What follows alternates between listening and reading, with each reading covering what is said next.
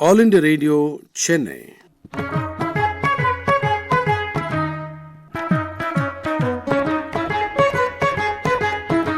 Tonight, in our weekly program of English titled The Spirit of Enterprise, we bring you an interesting discussion with Srimati Rama Venugopal, Management Systems Consultant. In conversation with her is Gollapudi Srinivasamurthy.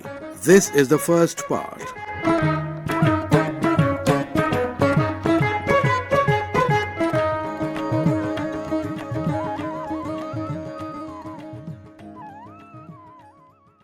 Good evening, listeners. Welcome to the program. First, I would like to introduce Mrs. Rama Venugopal, who is a business management consultant with about 3 decades of experience in management consulting and has got massive exposure in the startup ecosystem. And as a passion and interest, she's pursuing that in the process of nation building. Thank you very much, ma'am. Welcome to the program. Thank you so much. It's a pleasure to join you here today. Thanks for coming over, ma'am. Today we're going to talk about the startup ecosystem and what they have to offer, how has it been, how it is transformed, and what it is today, and what is the future for it as we go forward. Listeners, as we know that we've got the startup ecosystem is one of the most vibrant ecosystems today in the national building process, and there's a lot of priority from the government of India as well, from all sectors. Government is trying to encompass all these sectors as much as it can, which is built on 4 pillars, namely ideation, hand-holding, funding, and industry academy partnership. The last one, though it's still the last industry academy partnership, is one of the most important guiding principle and the process to actually make the startup ecosystem more successful. Today we've got about almost close to 1 lakh registered startups, but we do not know how many have exited out of the market. Those numbers are still under scrambling.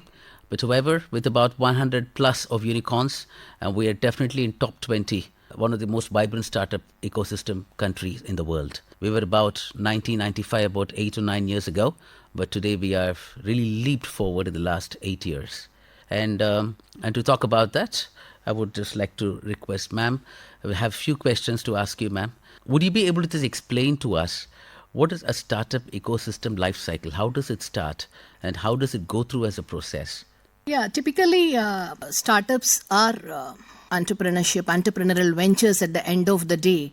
So they also go through the same life cycle process and journey of any other typical venture. But the only difference here is in a startup ecosystem, when we say a venture is a startup, there is a novelty quotient. There has to be an innovation, a disruptive innovation element, and it can be a product or a technology or a service. It's immaterial, but it should be scalable. It should be protected by an IP, and the growth element has to be there. So tech intervention is a key component here.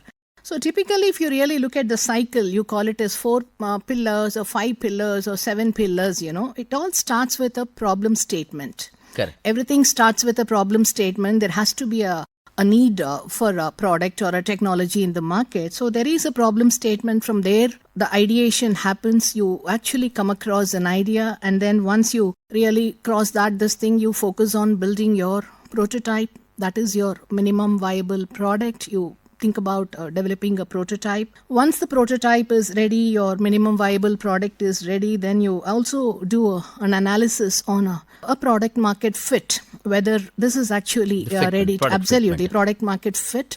Because then you actually go on and start knocking at the doors of the investors for raising funds. Okay. And actually to invest and to generate some investments for your business.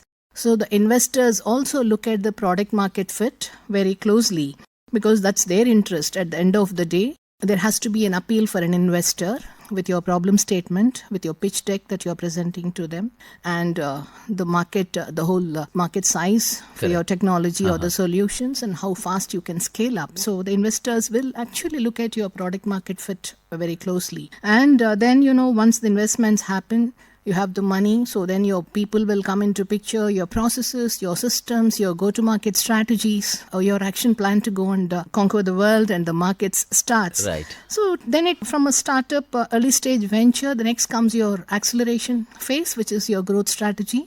How do you grow, scale up, and then you attain a certain level of maturity. That's how your typical business life cycle process goes That's through. how it goes. So which mostly is like a normal process. But the most important thing is three distinct things, at least what I've understood based on what you've explained. Ideation, try to get the right idea. That's the most important thing because startups idea is the most important. Second is as you said, the MVP, the minimum viable product, and with the prototype, workable or non-workable, functional, non-functional, and then the go-to-market strategy. Of course, amongst all these, the most important obviously around the funding as well. Absolutely. Things like angel investors and who can do this, how do you get these investors or the venture capitalists and things like that. So ideation is the start. Somebody has to have that spark in mind to get that ideation. Absolutely. Understood. Now, you've also explained that acceleration happens with technology.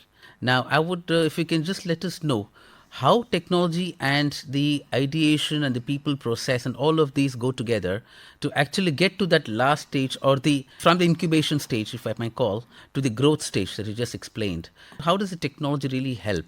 Are there any specific domain examples that we've got, ma'am? Yeah. See, typically, when we mean startups, what is meant by a tech startup or a tech-led venture is startups, as I said, it can be a hardware or a software, or it can be a system, or it can be a process. It can be anything. So we have tech startups and non-tech startups also. So typically you all know that, all the tech startups, we have any number of examples in the country. So the scalability part of a tech-led venture, you look at the software ventures, Correct. the scalability is very, very, very high.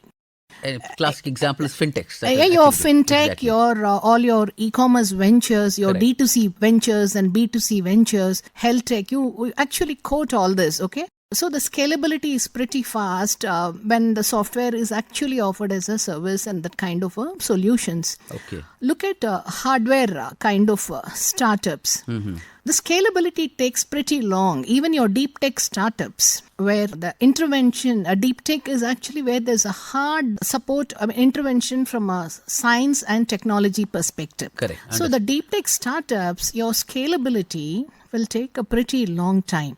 So tech-led ventures, tech startups, all your Microsoft, they're the larger ones. Like that you have AI-based, your virtual reality, artificial intelligence, you name any of the tech-led ventures.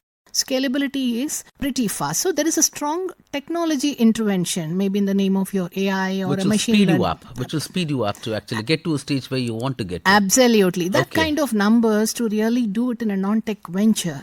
It's tough. It's hardware. It's going to take the timelines are going to be pretty longer. Okay. So which means what you're saying is along with what you're trying to consider in terms of market strategy and your ideas, try and marry that with the technology. Absolutely. That will speed you up to get to the stage where you have to get to and then do the go-to-market strategy from there. That is the definition of a startup also, actually. A startup Okay. definition is that, because you have your novelty quotient, disruptive innovations and all that, but then intervention of tech is very, very critical. That is very critical for a fast scalability. See, that's one of the expectations from your investors, because your Understood. investors, they don't come with a patient capital. Correct, right? correct. So Yeah, they have they a very want clear, quick turnaround. absolutely, Right. very clear focused exits. Right. So who's interested in providing a patient capital? Not many Obvious. investors. Yes, So that is why the scalability element is pretty fast in a tech-led ventures. Okay. If you look at the NASSCOM report of 2023, so they said there are about 27,000 technology startups in the country. Okay. Out of that, the deep tech startups are 3,200, which is Okay. typically about So 12%. which are leveraging the AI Absolutely. and data science and all yes, that. Yes, Okay. yes. So Understood. where there is a strong technology, your machine learning and all those things, Absolutely. so it comes under that. Understood. So those ventures will take longer timelines to accelerate. Understood. But ma'am, one question based on what you just explained, right? How not all the domains, all these sectors can actually piggyback on technology, right? Because if you take a typical pure manufacturing, right, they're hardware based, right? Of course, there are things like robotics that they can implement robotic machines on the floor assembly line, but they're just purely a pure play machine dependent more than software dependent. So how many sectors, are there so many sectors that we've got where we can marry technology with the startup ideas and all that? See, look at the domains. For example, where the startups, out of this 1 lakh startups, close to 1 lakh startups we have in the country, if you see that close to about 56 diverse industrial sectors have produced startups. Oh, okay. 56 sectors. 56 sectors, okay. Okay, out 13% of the startups are from IT services. These IT, are the right. tech startups I'm startups. talking about. Okay. 9% is from healthcare and life sciences. Okay. And 7% is from education, edutech. Okay. 5% is agriculture, agri-tech. Agri-tech. Oh, fantastic. 5% is from food and beverages. Okay. It's all the data that is available with the Invest India. Okay. And so the traditional sectors, if you see in the specific domains, like what we had seen as startups, Okay. these are the e-commerce ventures, your fintech, your supply chain and logistics, your internet related ventures, software as services. These are all the ones that we have seen in the conventional format. So if you look at the unconventional side of it, the emerging ones today, the focus now is actually on tech, on gaming, Yes. content, Yes, the content, exactly. hospitality, Yeah, I understand. data management, analytics is nothing but your data sciences. With the etc. amount of terabytes Absolutely. of data that we're sitting in each sector, I think that has to. So this is the trend. This is unconventional side of the innovations now. Innovations, okay. But you look at the sunrise sectors, the sunrise sectors, which the Indian startup ecosystem, it is where it is going to shine now it is all linked to the global G20 goals and sustainability initiatives. Okay. Climate tech, close to about 172 startups were funded by investors for climate tech, Go Green Solutions, green tech solutions. 172. Yes, climate tech, AI, deep tech, SaaS-based ventures, fintech, agri-tech, healthcare and biotech, space and satellite data, data analytics, logistics. These are going to be the emerging sunrise sectors. These are all going to be sector-specific startup innovations the country is going to witness. But these are going to in the long-term horizon or short-term horizon that we're talking about? Because I know certain things take long time. For example, the satellite innovation they're talking about, the satellite space, the SaaS and cloud space, of course, I understand it is wide. But in the near term, the near immediate term, anybody, as you said, investors want to see quick profit, right? The near immediate term, what sectors that you could really see that could help? Somebody wants to start today. One of a listener wants to start today. What are the things that you can focus on? Because these are all the emerging. And I said, there is a strong investors' interest in all the domains. Climate tech. So, there is an immediate need. That's an immediate Absolutely, okay, right? Okay. All your AI, deep tech, data sciences, immediate need. Fintech. It was is there, it is need. happening, Yes. but it's the next wave of fintech which is actually going to come in specific domains in fintech itself, very specific domains. Then your aerospace and defense technologies in the country. Okay, but wouldn't those are slightly long-term Slightly horizon? long-term, no, but still the investments are ones happening. could probably be E2C that you say, any E2C platforms. Yes, absolutely. Fintechs. And, yes, we have. Okay. We have. That's what all your D2C e-commerce platforms, which are offering you a lot of solutions, food tech or life science. Lifestyle, wellness related, health related. Okay. We have many in that domain. Fantastic. Nice to hear, ma'am. So I think that's all we have got, unfortunate time for this week. But we really want to learn a lot from you and understand the next week. Thank you very much. Thank you.